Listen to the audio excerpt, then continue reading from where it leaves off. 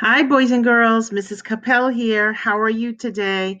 I hope you are enjoying your wonderful Wednesday. I have my calendar here and I wanted to talk to you a little bit about our next color because I've been keeping it a secret each day. I chose a violet red.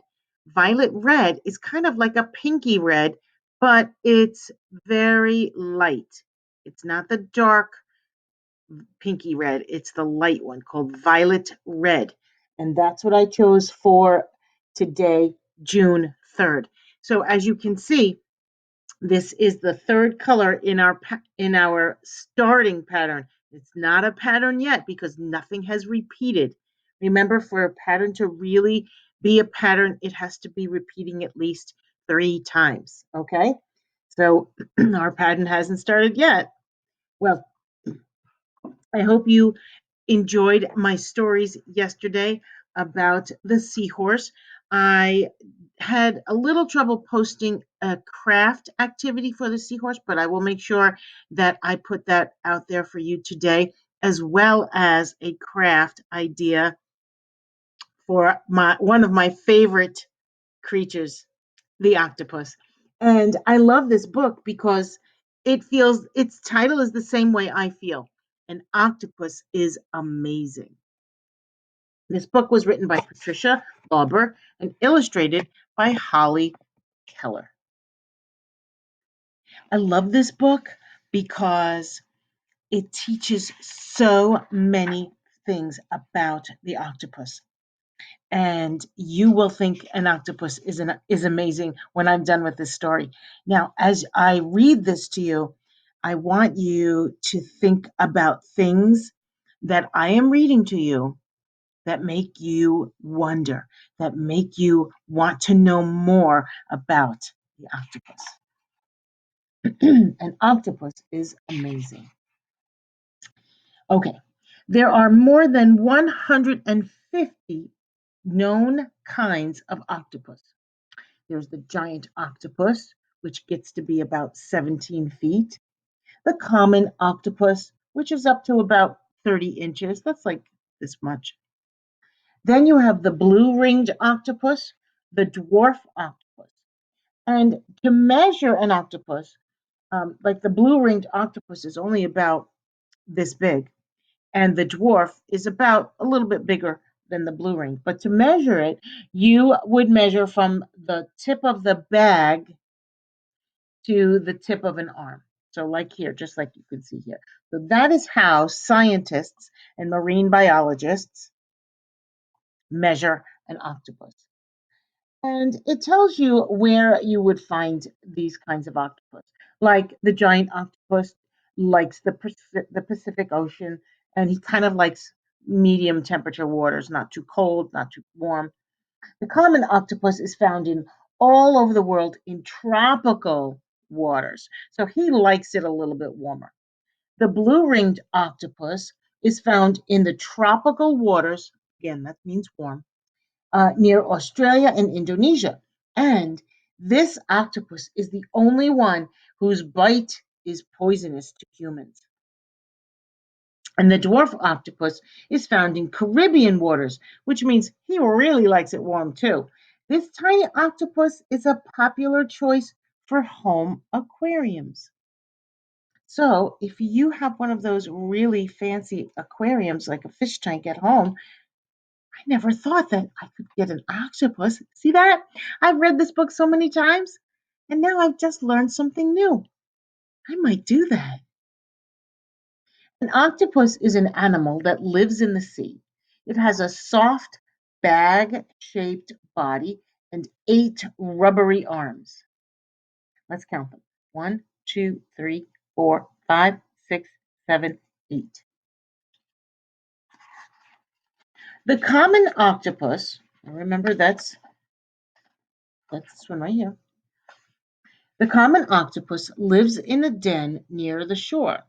It may make its den in a cave or a wrecked ship or in a shell or a tin can, that's like a soda can, under a rock or in a crack in a rock.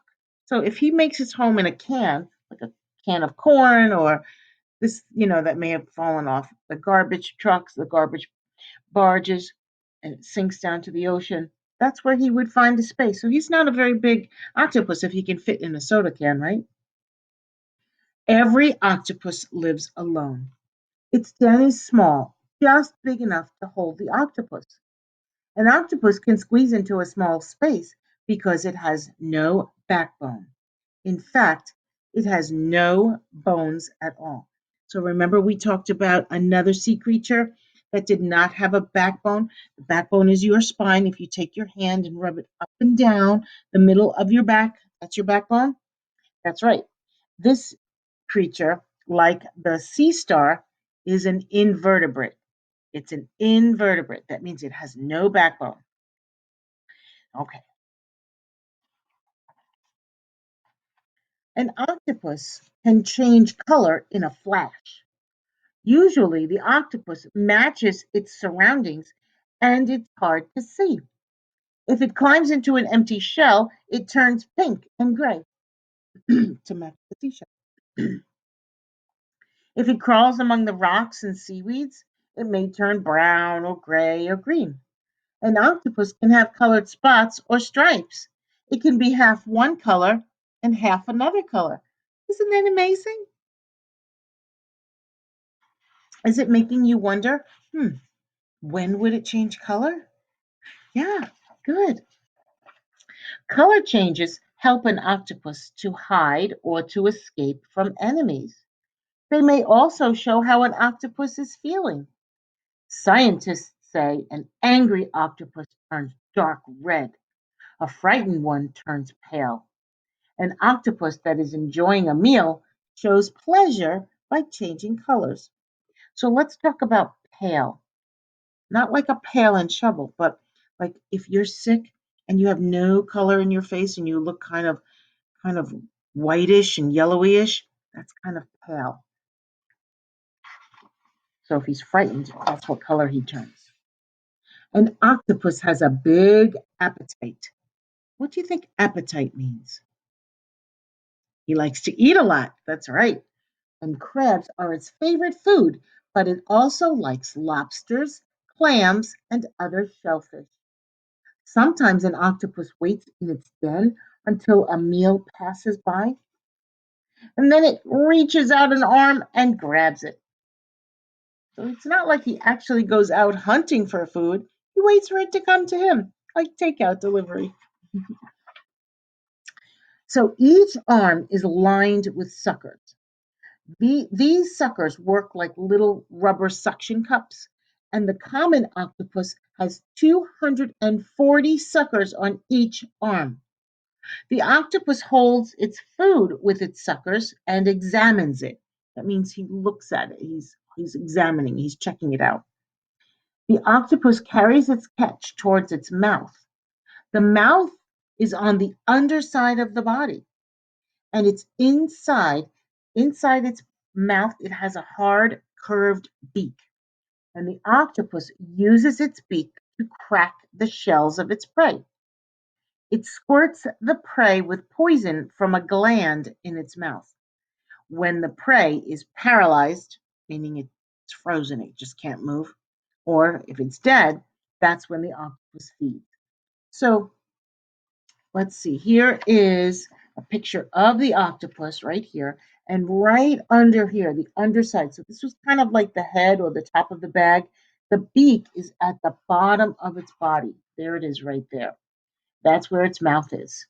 So you can see there are his suckers, his little suction cups, and it's grabbed its clam or its lobster or its crab, and using his suckers on his arms, he injects it with a little bit of poison from its mouth. This way, the crab or the lobster, which it has their very sharp pincers, their sharp claws, won't hurt the octopus. That's why he poisons him first to paralyze him, makes him very still, and then he can't move. It's like frozen. Okay. So sometimes an octopus leaves its den and hunts for food. It hunts by sight, using its sharp eyes. The octopus may crawl along using its suckers to hold onto rocks and pulling itself forward. So here he is, he's just grabbing on the rocks and he's pulling himself up. But they have another way of moving around. It may jet by drawing in water and shooting it out through a tube, which is called a siphon. So it sucks up the water and then it shoots it out through its tube. And with each spurt, the octopus jets through the sea. So it sucks up some water, squirts it out, and that's how he moves. Which way do you think he would travel faster?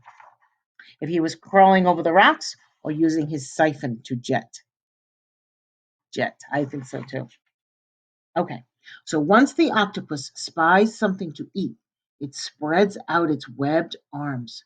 It floats down and wraps himself around the prey. Now, it may store crabs or clams in its suckers and take them home to eat. When an octopus has eaten, it tidies up his den. It clears out the shell using its siphon to blow away all the shells or the bits and pieces that he's not eating.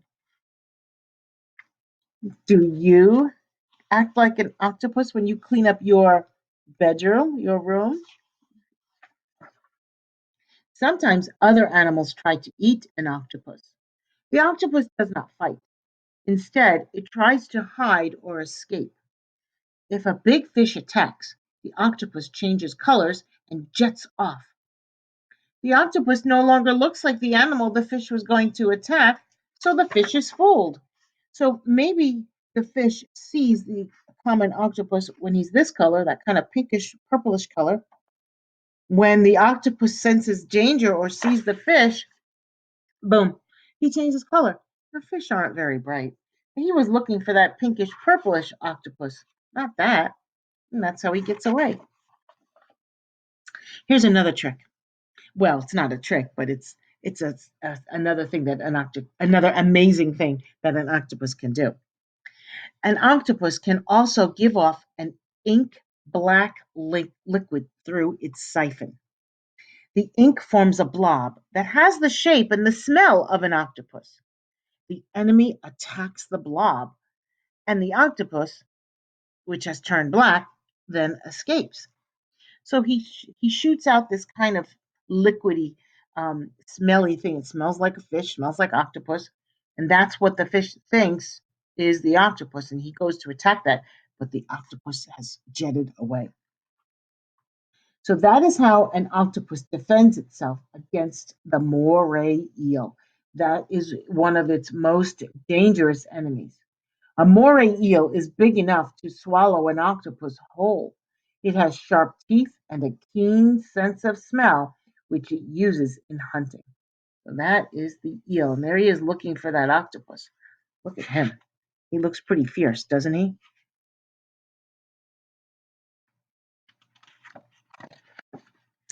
When an octopus sees a moray, it turns black and gives off a blob of ink. The moray picks up the scent of the black blob and attacks it. By this time, the octopus turns white and jets away. Sometimes a moray eel is able to tear off one of the octopus's arms before the octopus escapes. Hmm. Do you remember another sea creature that may have had its arm torn off by like a crab or a lobster? The seahorse? The starfish? The starfish? Yes, that's right. If this happens to an octopus, the octopus can hunt and travel with 7 arms. And in time, it grows a new arm. So an octopus is very much like a sea star. It's an invertebrate, it has no bones, and it also can regenerate. That means it can grow a new arm. Can we? Mm-mm. Nope. That's why we take good care of our bodies. A female octopus mates when she is about 1 or 2 years old. A few weeks after mating, she finds a den and starts to lay her eggs. A common octopus lays thousands of eggs, perhaps 200,000. It takes her about a week or so to lay them. Each egg is the size of a half a grain of rice. Think about rice, how small that is. So an octopus egg is smaller than that. And each one of these little octopus eggs has a stem. The female weaves and glues the stems together and makes strings. They're about 4 inches long. She hangs those strings from her den. From then on, the female spends all of her time taking care of her eggs. She does not hunt, she does not eat. Even if something comes by, she doesn't. She stops. And all she does is take care of her eggs. How do you think she takes care of them? What do you think she has to do? The eggs take 4 to 6 weeks or more sometimes to hatch. The female guards them from hungry fishes. She keeps the water around the eggs fresh and clean by blowing on the strings and running her arms through them. When the eggs hatch, the female's job is done and she dies. Remember now, it takes 4 to 6 weeks. So she's taking care of them for over a month and she's not eaten. That's why it's the end of her life cycle. So she's done. The newly hatched young are no bigger than fleas. They can change color and give off ink, but they cannot jet or crawl or hide in dens. For a month or more, they just drift in the sea. Most become food for fishes and other animals. Only a few live to grow up. As they do, they become surprisingly clever animals. Long ago, people learned that an octopus is good at solving problems.